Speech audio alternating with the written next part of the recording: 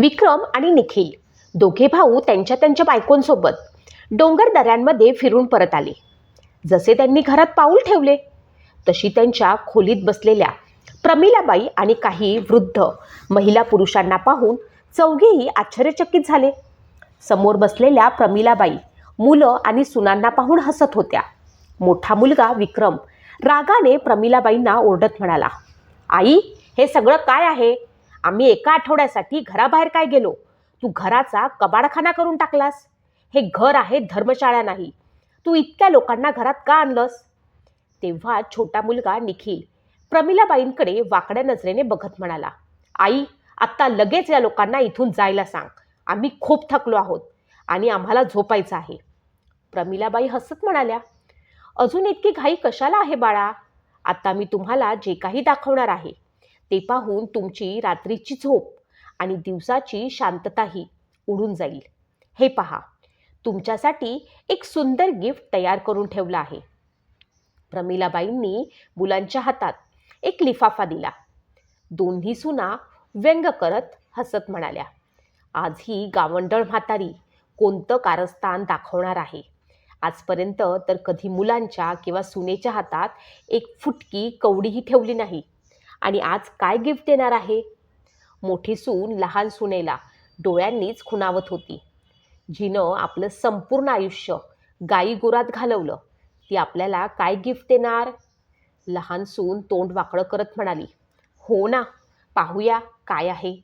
मुलांनी लिफाफा उघडला आणि बघता क्षणी त्यांच्या तोंडावर काही शब्द बाहेर पडले नाहीत. ते फक्त त्यांच्या आईकडे पाहत राहिले. "या लिफाफ्यात असे काय आहे की तुमचं दोघांचं बोलणं थांबलं?" मोठ्या सुनेनं तो लिफाफा हातात घेतला आणि उघडून पाहिल्यावरती मुलांप्रमाणेच सुनेच्याही तोंडचं पाणी पळालं. प्रमिलाबाई स्मित हास्य करत राहिल्या आणि मुलं आणि सुना त्यांच्याकडे पाहत राहिले. "काय रे, कसं वाटलं या गावरानबाईचं गिफ्ट?" प्रमिलाबाईच्या सासऱ्यांचे नाव रघुनाथ होते. ते शेती करणारे होते. त्यांच्या निधनानंतर त्यांनी सगळं यशवंतरावांकडे सोपवलं होतं. प्रमिलाबाईंची सासू आधीच गेली होती. यशवंतराव घरातील सर्वात मोठे होते. अभ्यासातही खूप चांगले होते. पण आईवडिलांच्या जाण्यानंतर 4 भाऊ बहिणींचं ओझं, घराची जबाबदारी यशवंतरावांवरती आली. शेतीची सगळी कामं त्यांनी स्वतः सांभाळली. त्यामुळे त्यांचं पुढचं शिक्षण थांबलं. पण त्यांनी त्यांच्या भावंडांना चांगलं शिक्षण दिलं. घराची सगळी जबाबदारी यशवंतराव आणि प्रमिलाबाईंनी उचलली होती. यशवंतराव घरात एकमेव कमावते होते. त्यामुळे प्रमिलाबाईंनी त्यांना साथ दिली. 3 बहिणींना कधीही आईवडिलांच्या प्रेमाची कमी भासू दिली नाही. त्यांची लग्न सासऱ्यांच्या निधनानंतर प्रमिलाबाई आणि यशवंतरावजींनी केली.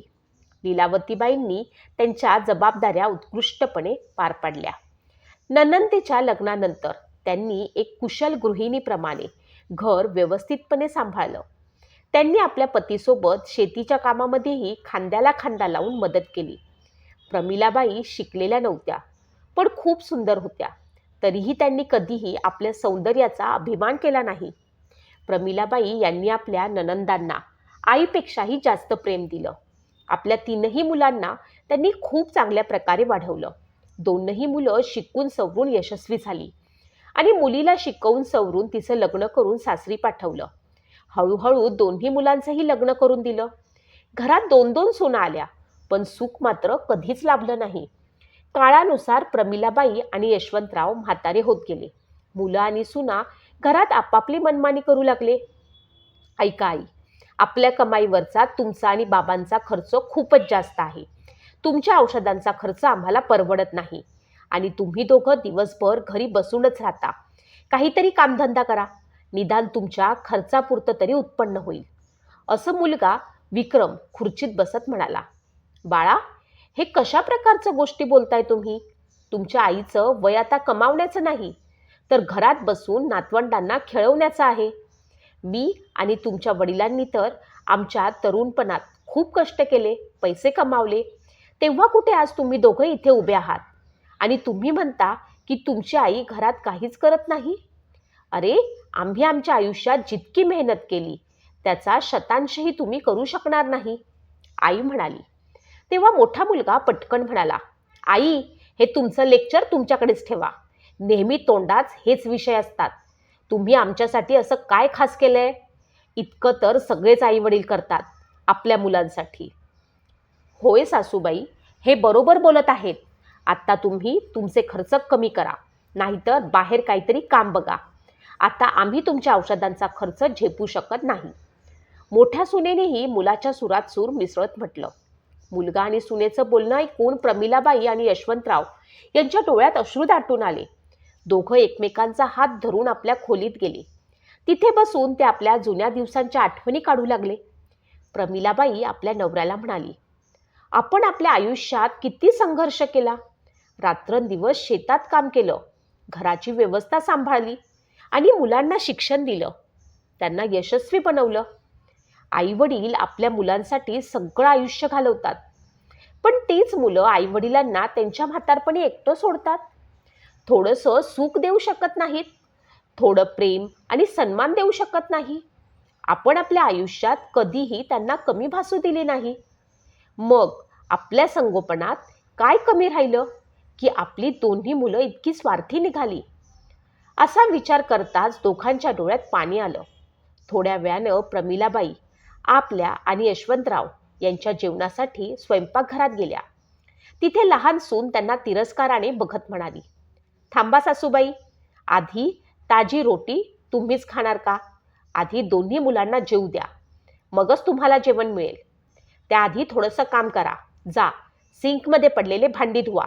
जेवायला एकही प्लेट उरलेली नाही. सगळी सिंकमध्ये पडलेली भांडी आहेत ती धुवून काढा. दोन्ही मुलं डायनिंग टेबलवर बसून सगळं ऐकत होती. प्रमिलाबाई मुलांकडे पाहू लागल्या तर लहान मुलगा कपाळावरती आठ्या आणत आणि आईकडे त्रासिकपणे बघत म्हणाला, आई, इथं उभं राहून बघतच राहणार आहेस का? शांतपणे जेवण करू देशील की नाही? आपल्या खोलीच्या दारात उभे असलेले यशवंतराव जे जेवणाची वाट बघत होते, विचार करत होते, कधी मुलं जेवण संपवतील आणि आपण दोघं पती पत्नी जेवू.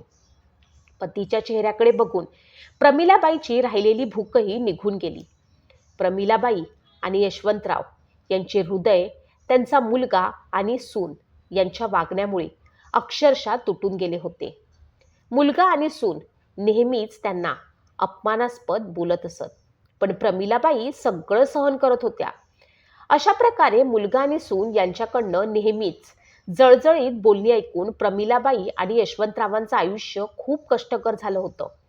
एक दिवस यशवंतराव छतावरनं खाली उतरत असताना पाय घसरून पडले आणि त्यांच्या पाठीच्या कण्याला गंभीर दुखापत झाली.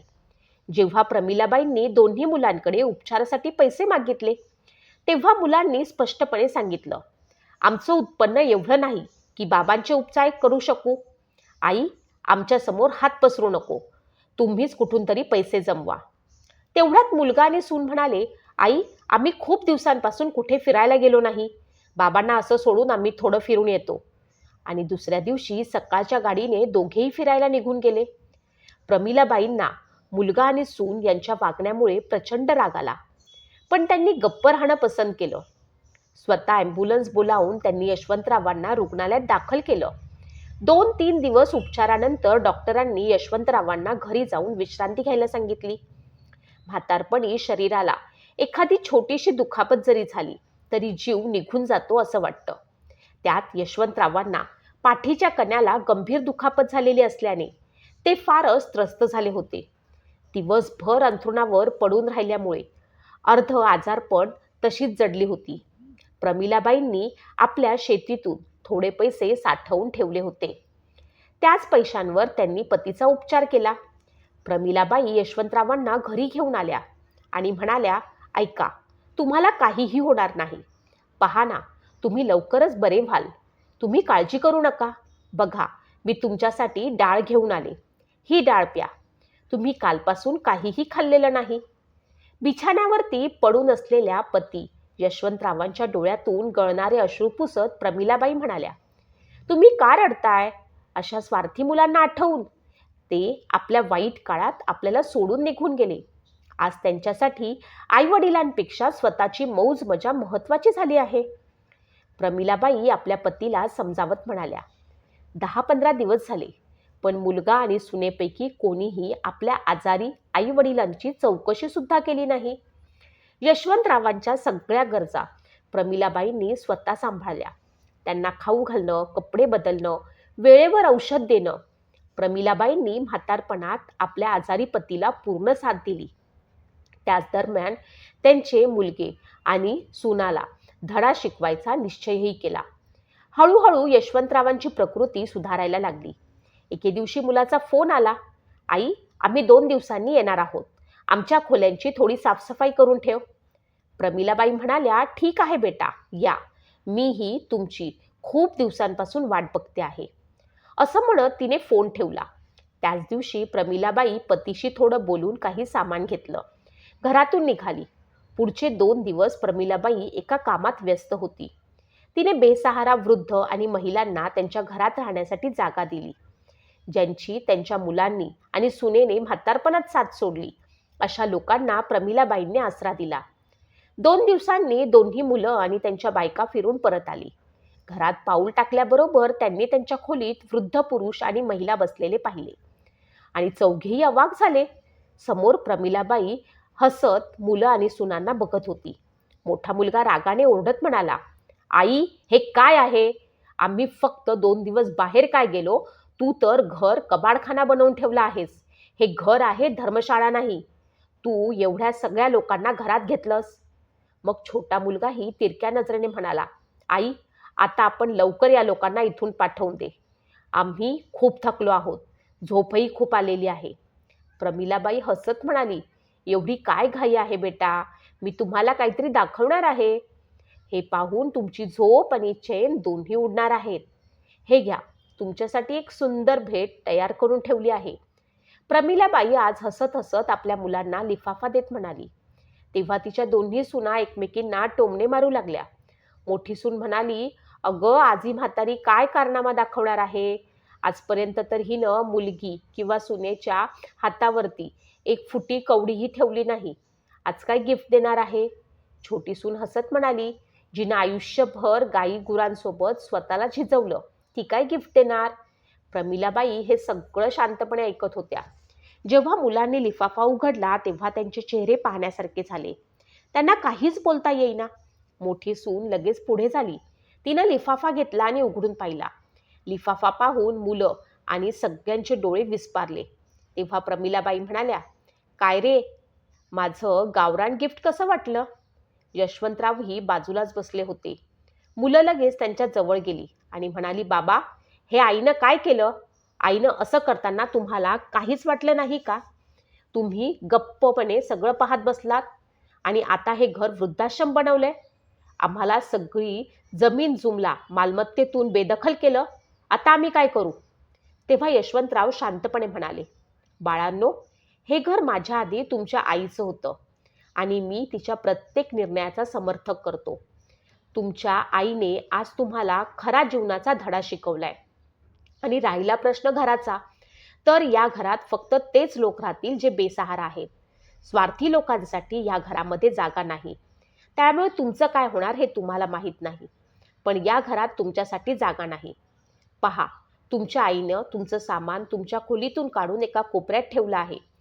यशवंतरावांचं बोलणं ऐकून मुलगा आणि सून एकमेकांकडे पाहत राहिले. आईकडे माफी मागायला गेले तर आईच्या क्रोधित नजरा पाहून त्यांचे पाय तिथेच थबकले. त्यांची माफी मागण्याची हिंमतही झाली नाही. दोघंही गप्पच आपलं सामान उचलून घर सोडून निघून गेले.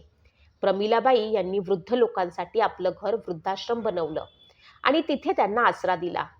त्यांनी आपली अर्धी जमीन अनाथाश्रमाला दान केली, जिथे एक मंदिर बांधलं. उरलेली अर्धी जमीन विकून त्यांनी त्या पैशातून काही दुकानं खरेदी केली आणि ती भाड्याने दिली. त्या दुकानांच्या भाड्यातून प्रमिलाबाई स्वतःच्या आणि वृद्धाश्रमात राहणाऱ्या लोकांच्या गरजा पूर्ण करत आहेत. आपल्या पतीसह वृद्ध लोकांसोबत त्या हसत खेळत आयुष्य जगत आहेत. ज्या दिवशी प्रमिलाबाईंनी घराचं सगळं व्यवस्थापन स्वतःच्या हातात घेतलं, त्या दिवसापासून त्यांच्या जीवनात नवीन ऊर्जा संचारली. दुहेरी उत्साहानं त्यांनी सगळं कामकाज सुरू केलं. दुसऱ्या बाजूला विक्रम, निखिल, जे आपल्या नोकरीचा आणि पैशाचा गर्व करत होते, त्यांचा व्यवसाय हळूहळू खालावू लागला. त्यांची अवस्था दिवसेंदिवस बिकट होत गेली आणि भिकाऱ्यासारखी त्यांची अवस्था झाली. ते मनातल्या मनात पश्चाताप करत राहिले. कदाचित आपण आपल्या आईवडिलांचा मानसन्मान केला असता तर आज हा दिवस पाहावा लागला नसता. म्हणूनच म्हणतात, आईवडिलांच्या पायातच स्वर्ग आहे.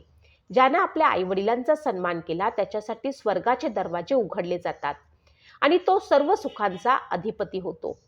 त्यामुळे जर शक्य असेल तसे आपल्या आईवडिलांची सेवा करत त्यांना आनंदी ठेवण्याचा प्रयत्न केला पाहिजे.